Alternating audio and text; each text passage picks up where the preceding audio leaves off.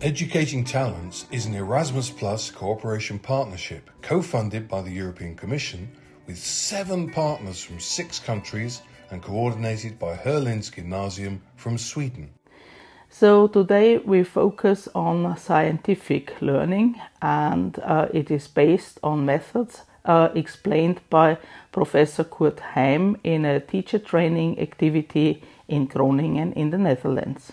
For this we need 6 main skills. It is scientific creativity, basic knowledge, divergent thinking, and of course acting, original associations, analogical thinking, and to combine this with subjects like biology and religious instruction.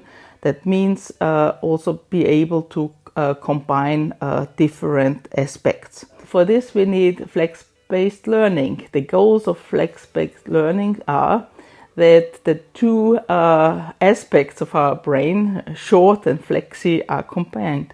Short is for the routine, for the obvious, and flexi is for the new and creative aspects.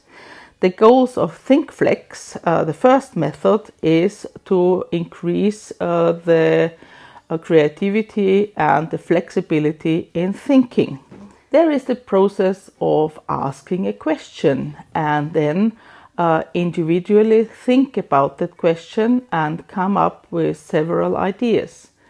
Then the next step is brainstorming, and to combine the ideas with others is the exchange in the group work. And finally, you discuss all the findings in the classroom. And then there is the method of the flexperiment. That means, first of all, the pupils are introduced to flex-based thinking, and then they get the theoretical input how experiments work. Then they are confronted with a problem, and by using different experiments they should come up with solutions to the questions asked before.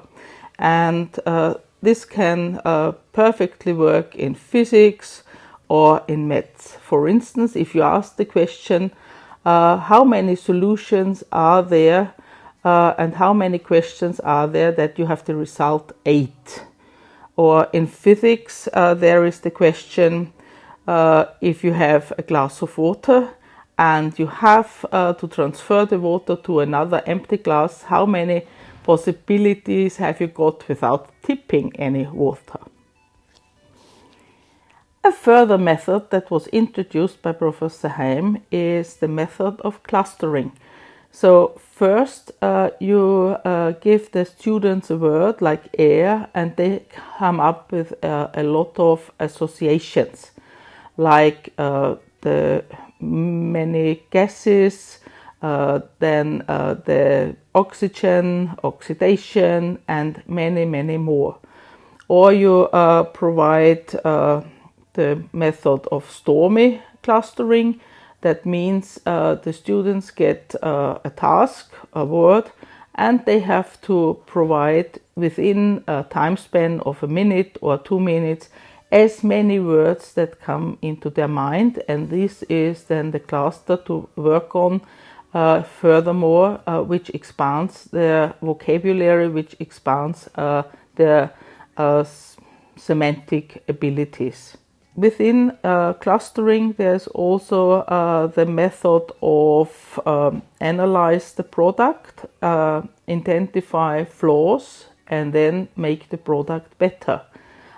This is a method how pupils and learners can come up with a lot of ideas, and the example for this is a fire extinguisher.